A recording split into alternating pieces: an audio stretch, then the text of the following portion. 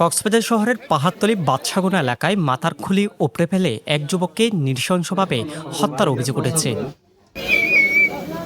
মঙ্গলবার আনুমানিক ৫টার দিকে বাসা থেকে রক্তাক্ত অবস্থায় মরদেহটি উদ্ধার করা হয়।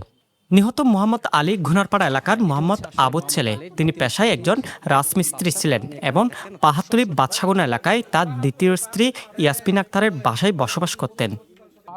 তবে নিহতের ভাই আবুল কাশেম বলছেন, স্ত্রী ও শ্বশুরবাড়ির লোকজনের সাথে দীর্ঘদিন ধরে পারিবারিক কলহ লেগে আসছিল এবং সে জেদ ধরে তাকে হত্যা করেছে।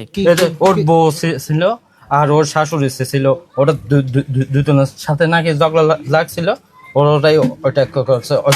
এখানে কিন্তু আসার কিন্তু আর কারো কোনো সাহস নাই যে আমার ভাইকে হত্যা করবে। ওইটা ওরা ফালাতো, কিন্তু বউ আছে এখন ডং করার জন্য হয়তো আপনাদের পিছনে এখন এসে ও আপনার কান্নাকানি করতেছে। এদিকে স্ত্রীর দাবি, তার স্বামী নিহত মোহাম্মদ আলী প্রায় সময় টাকার জন্য মারধর করত এবং হত্যার অভিযোগ নাকচ করেন তিনি।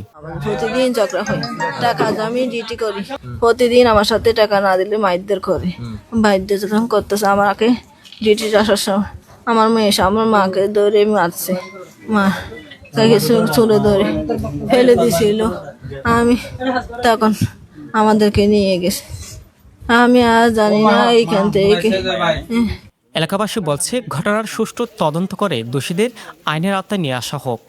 কি জানি এখান থেকে ডাক মারছে, ওখানে নিছি ডাক শুনছি, আমার ওখানে খবর গেছে, আমরা দোকানে বসছি, দোকানে থেকে খবর পাইছি, আমরা চলে আসছি। আমি টেলিফোন লাইনে কল দিছি, কল দেওয়ার পরে আপনারা পড়াশোনার লোকজন চলে আসছে। কিন্তু একদিন আগে এখানে একটি ঘটনা ঘটেছিল, তারা তার শ্বশুর বাড়ি আর তার সাথে একটা ঝগড়া হয়েছিল, সেটা স্থানীয় তার সাথে কথা কাটাকাটি মনে হয় তারা ঝগড়া হয়েছিল, সেই ঝগড়াটি স্থানীয়দের মাধ্যমে তার পারিবারিকভাবে একটু সমাধান হয়েছিল। আমরা এটা তো শুনে অবাক লাগতেছে, এরকম হলো কেন, কিভাবে হলো, এটা এরকম টেনশন লাগতেছে, কিভাবে যে হলো এরকম।